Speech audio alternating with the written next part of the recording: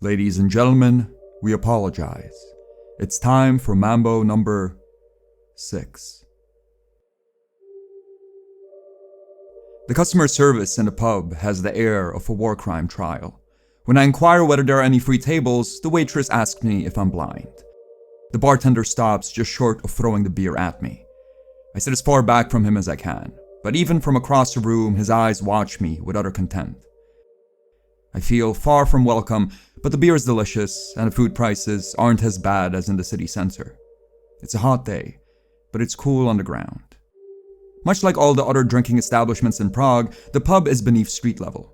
Vintage beer advertisements from the 50s hang from the centuries-old stone, and on the far side of the bar, next to a foosball machine, sits a beat-up jukebox. Its lights flash on and off, as if inviting me to check what's inside. I ordered a fried cheese and another beer. The waitress audibly sighs when I choose French fries as my side, but my request for another beer is taken in better spirits. The food arrives 20 minutes later, and I don't regret my order. There is something heavenly in a combination of Pilsner, cheap cheese, and potatoes. As my mind grows sluggish with approaching food coma, my eyes drift back to the jukebox. Lights flash from the edges of the machine to its center. The jukebox beckons, and I consider its mystery. The jukebox is digital, but it's still a relic. Islands of dead pixels stretch across the smudged screen, and the music selection is provided in garish green text on a puke yellow background. The lights of the jukebox start to flicker faster. The mystery of its contents is far too alluring to be left alone. Before I get up, however, a bespectacled man with a ponytail walks over to the machine. His large flannel frame blocks out the screen and obscures his music choice, but it does not stay a mystery for long. The Boys Are Back in Town by Thin Lizzy. He struts over to his group of friends, keeping in beat with the guitar. They greet him with smiles and shot glasses of bright green liquid. They take their medicine and grimace and laugh. Yet before the song finishes, the group descends into quiet conversation. I wait for the song to finish so that I can explore the jukebox myself. Yet it doesn't. Just as the song starts to fade out, the boys return to town once more. The encore of the song visibly irritates both the man with the ponytail and his friends. Before the second chorus is reached, the boys square up their bill and head upstairs. I feel as if I'm about to burst, but I still chase a few chunks of once molten cheese around my plate and follow them up with more beer. As I chew, my eyes can't help but to wander towards the jukebox. The lights flash to the rhythm of the guitar solo and grow progressively brighter. Then, with the last few reminders that the boys are, in fact, in town, the music starts to fade and so do the lights. Before I have a chance to get up and see what treasure troves this Central European music box might hold, however, the guitar kicks in again. The boys are back in town, in case you weren't paying attention the first two times. I wonder and worry whether the song was ordered 3 times for good measure, or whether the pub will forever be stuck in an endless loop of discussing the comings and goings of the titular boys. Before I manage to get too deep into my thoughts, however, the gruff bartender approaches my table.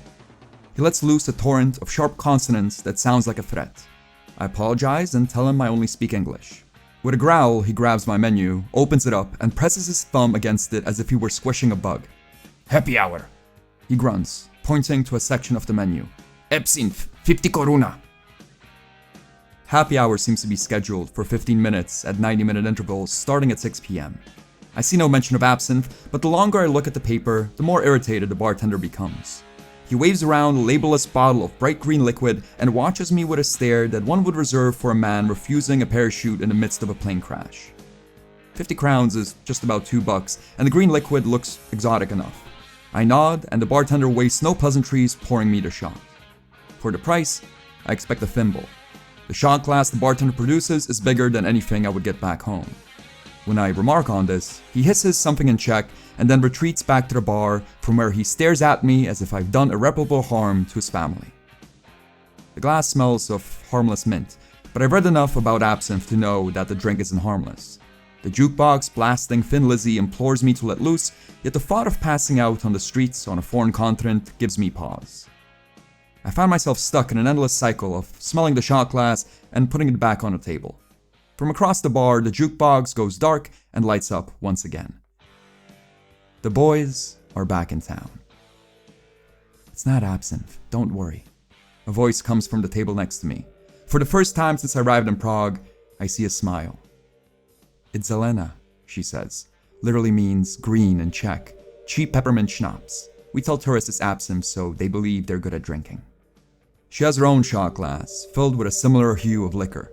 She teaches me how to say cheers in Czech, and, on my third attempt, she finds my pronunciation acceptable. The drink tastes like Listerine cut with cheap vodka. The face I make after downing it makes her laugh. Her name is Maya. She's a local and a tour guide to boot.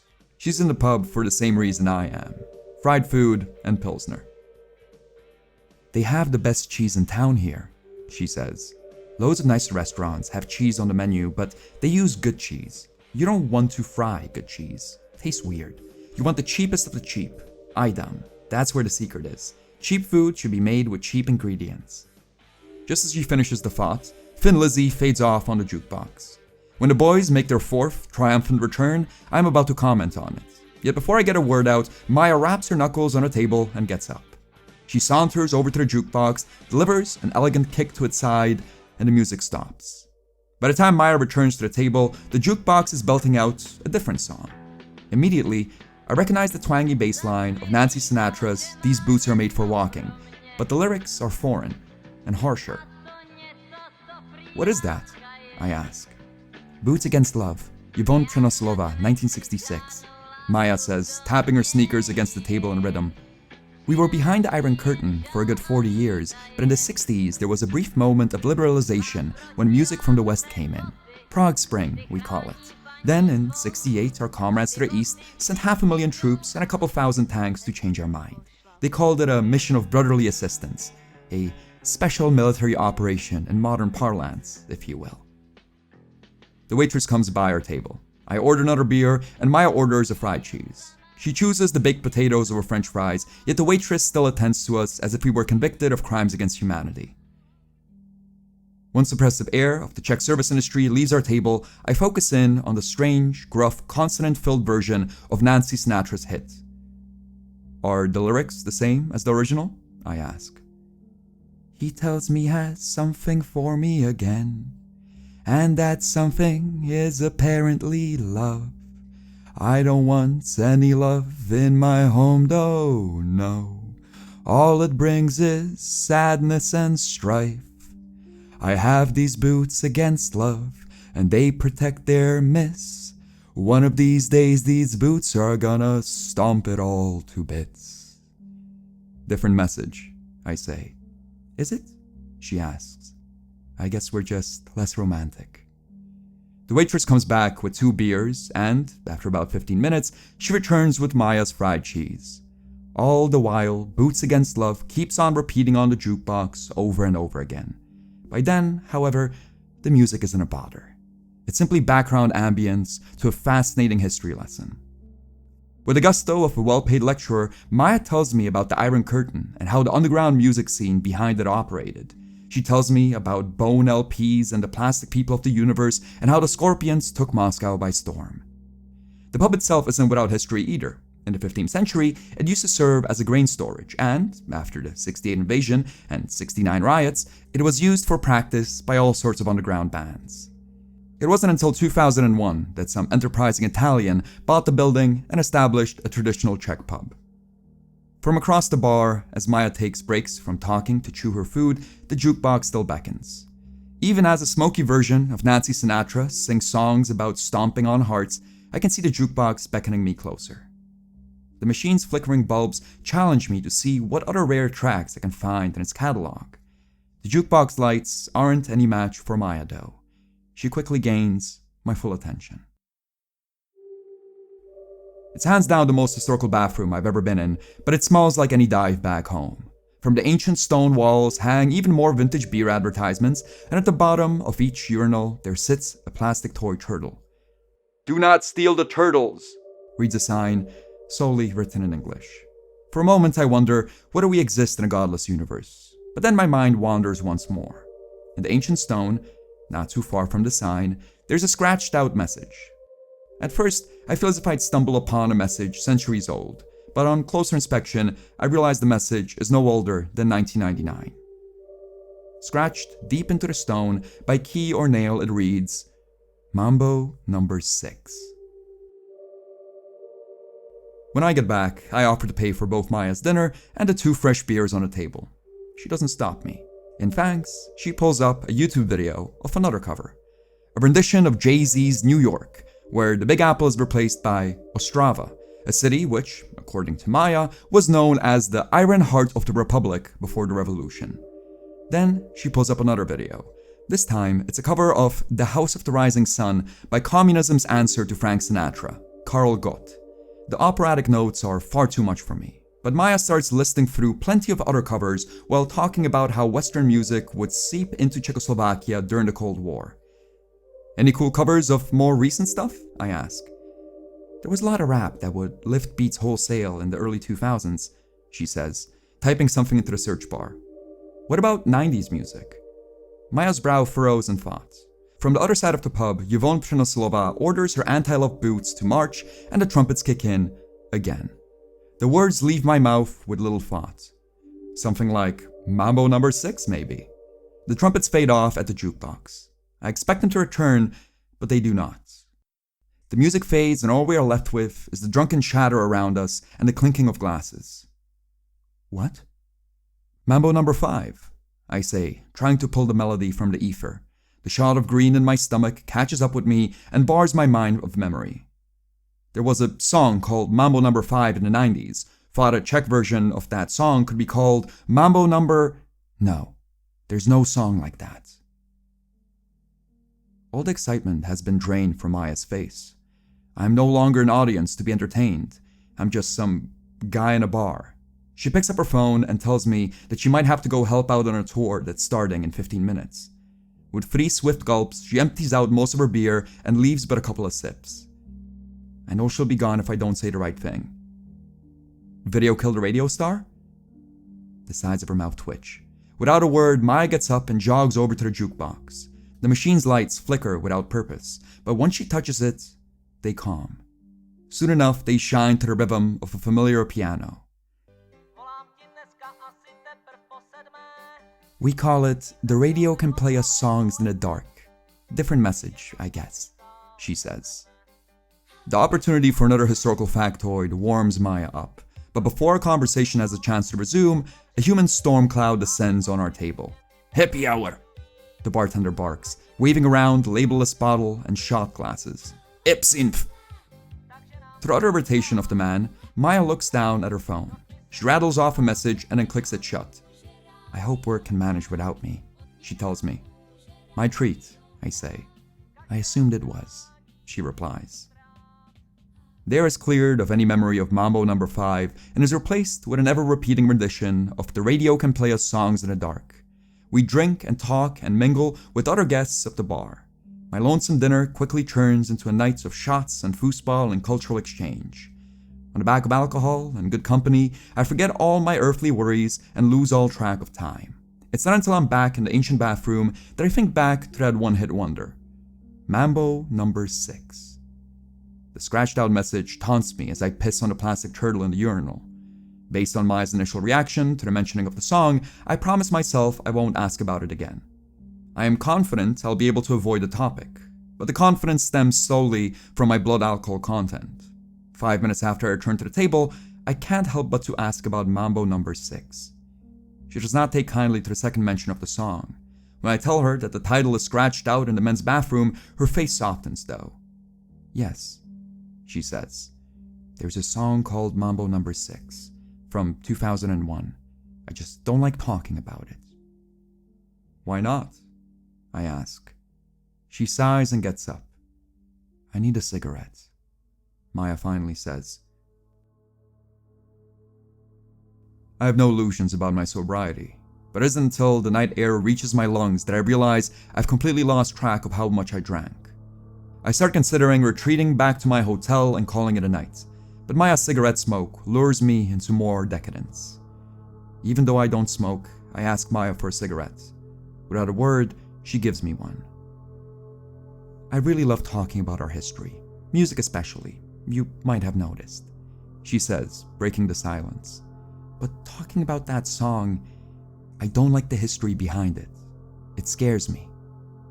There are streetlights around us, yet they scarcely reach out into the darkness.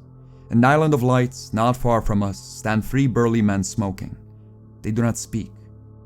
Even Maya holds her silence in a quiet night. She avoids my gaze for almost half of her cigarette, but finally, with a sigh, she tells me the story I have been starving for. There used to be a Slovak musician, Lukáš Benga, they called him, not famous before the wall fell and not famous after. Not a particularly good musician, by all accounts. He used to practice down there though. She points her cigarette to the pub at our feet. Past the window, I catch the hateful eyes of the waitress. She looks as if she's about to spit at the floor in disgust, but instead, she just frowns at me and goes back to carrying beers. He used to practice down there, and it's because of him that the place got turned into a pub. Benga had a cover band, Papagay, Parrots in English. Not a very good band. Papagay broke up around 2000, and the man was not seen for a long time. In 2001, however, he returned to this place to record his magnum opus. That was the last time he was ever heard of or seen again. Mambo Number Six? She nods. He hired 10 trumpet players. No drums, no other vocals, no one but him and the 10 trumpet players. They started playing at around midnight. By 1 o'clock, they say the street was filled with police cars and ambulances. 3 of the trumpet players died on the spot of heart attacks. The other 7 survived, but barely. Benga was never found. But the song got recorded? She nods. Did you ever hear it? Maya takes a long puff of her cigarette and looks up towards the dark skies as if searching for an answer. No, she finally says. I researched the lyrics for a university paper once though. That was enough. The song is cursed. What was the song about? Maya shakes her head as if she was trying to get rid of the thoughts altogether. No, she says. I don't want to talk about it. Bad things happen when that song plays. You asked your questions and I answered them. Can we just leave it be? Of course, I say. The moment the words leave my lips, however, my drunken brain returns a long-lost query. The tune of Mambo Number 5 fills my ears and it takes all my effort not to hum it. For a moment, I fear that the liquor has robbed me of even that shred of self-control. But before I ruin the moment, Maya speaks again. Where are you from again? She asks, putting out her cigarette against the back of her shoe. America, I say, stubbing out mine. I knew that, but where in America? I've moved around a lot, but I live in Virginia Beach right now. Ah, country roads? I think to tell her that the distance between where I live and the topic of the John Denver song is about the length of her entire country, but I don't. I just nod and follow her downstairs to the pub. Happy hour, the bartender shouts threateningly the moment we cross his sight. Absinthe! He does not ask. He just pours. Maya doesn't resist the shots, and neither do I. The memory of Mambo Number 5 in my head is drowning out any semblance of internal monologue, and I find my steps lacking coordination, but I do not resist. I fear the bartender might hit me if I do, and I fear disappointing Maya even more. I'd wager it was hands down the most popular cover we had, she says, once the glass of green is empty. It's called Lead Me On, Road of Mine. No mention of West Virginia, naturally. Understandable, I say, feeling the liquor settle in my stomach. From all the Bolshevik-era songs, though, I find it the most fascinating. It's a strange pick to cover, granted the circumstances. Really wonder what was going through the head of the bureaucrat who approved the lyrics. What are the lyrics? I ask, trying not to think about Mambo Number 5. She smiles and grabs my hand and leads me to the jukebox. The pub is nearly empty. There's only a few stragglers left, sorting out their bill with the perpetually angry staff. I know that if I play my cards right, I might end up going home with Maya. Yet my mind is far too full of trumpets to think straight. The machine didn't look to be in good shape from across the bar, but being close to it cements its status as a relic of history. The plastic of the machine is so scratched, barely any of the original paint remains. Beneath the dashboard, like stalactites in some primordial cavern, sit chunks of long-chewed gum the color of picked bone. Even the lights of the machine, which seemed so alluring from a distance, flicker with a terminal sluggishness. Without letting go of my hand, Maya presses a 20-crown coin into the machine and taps out the first couple of letters of the song. Album art of a smiling man laying on the grass in a dress shirt, corduroy pants, and loafers flashes up on the screen. The jukebox tries to remind me of my home far away, but my heart is elsewhere. Lead me on, road of mine. Lead me on, even I. Where you end, that's where I wanna be. Lead me on, road of mine. I smile at Maya's translation, but I'm barely cognizant to it. My soul is seized with liquor and mambo. Wanna sit? She asked, nudging me back towards our table. The jukebox shines in rhythm to the foreign John Denver knockoff, but another song plays in my heart. Mind if I check what else is on the jukebox? I've been eyeing it all night. Oh, sure. I'll just pop to the bathroom. She lets go of my hand. Somewhere deep inside, I am certain that it's the last time she will ever hold it. It's not until my fingers hover over the dashboard that I realize I can't see straight. For an instant, I consider abandoning my search and going back to the table, or better yet, retreating back to my hotel room to get a proper night's sleep and plenty of water. Even as the thought slurs across my mind, I know that I cannot resist. I know there's only one way to get rid of the trumpets in my ear. I press M, and then A, and then M again, and then B. I have to squint my eyes to see the results. There's 2 songs listed, Mambo Number 5, and something much more interesting. I fish out a handful of change and squint at my palm. I almost put the 20 in, but then I remember Maya. I remember her reaction to me even mentioning Mambo Number 6. I'm far too drunk to be a functioning adult, but I'm sober enough to know that nothing good will come of me playing that song. The water in the bathroom is lukewarm and tastes off, but splashing it on my face centers me. I decide I'll leave the jukebox play Knock Off Denver and leave the mystery of Mambo to another night. I stare into the mirror and promise myself I'll follow through.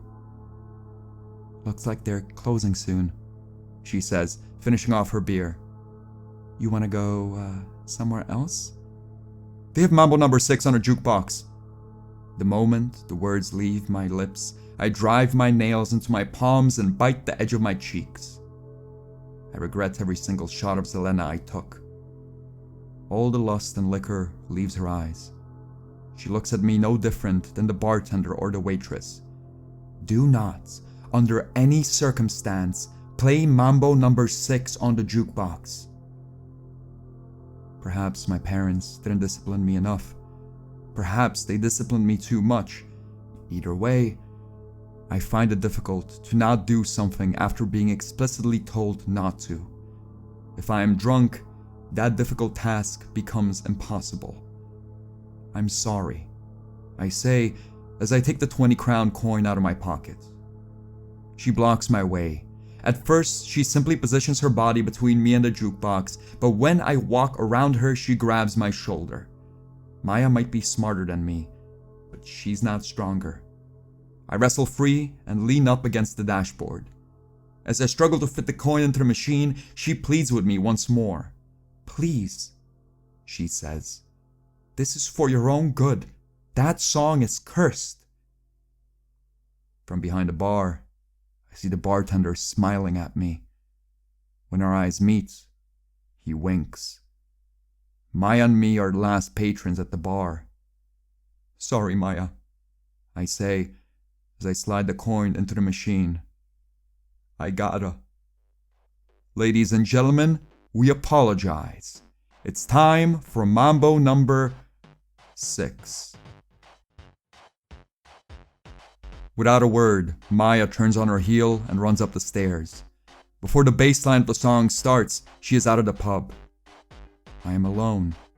I am alone with two grinning pub employees who watch me with devilish grins.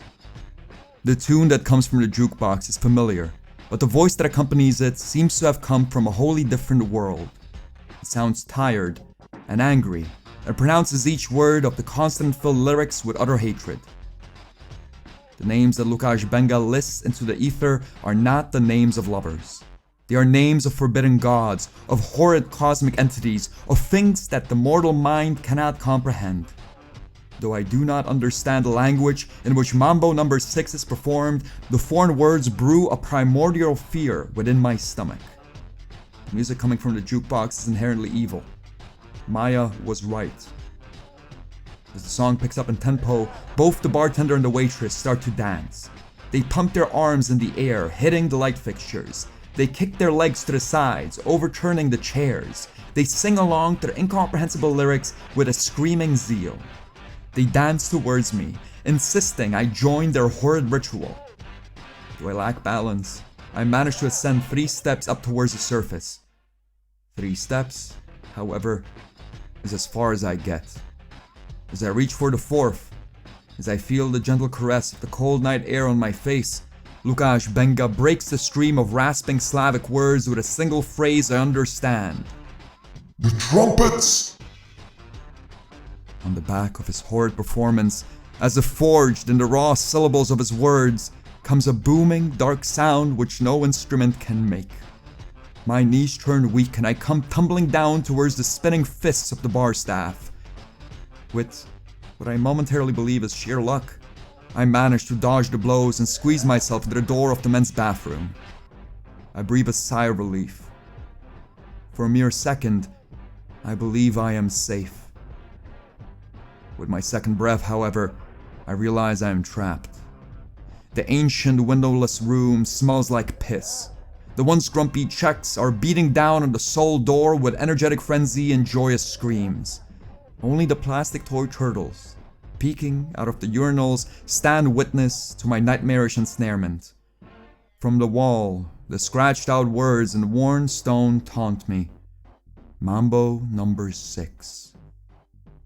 Maya was right. Nothing good can come of that song being mentioned. When the horrid music winds down, so does the banging on the door. In my drunkenness, I lose all ability at pattern recognition. For a moment, for a mere collection of seconds, I convince myself that the song will not repeat.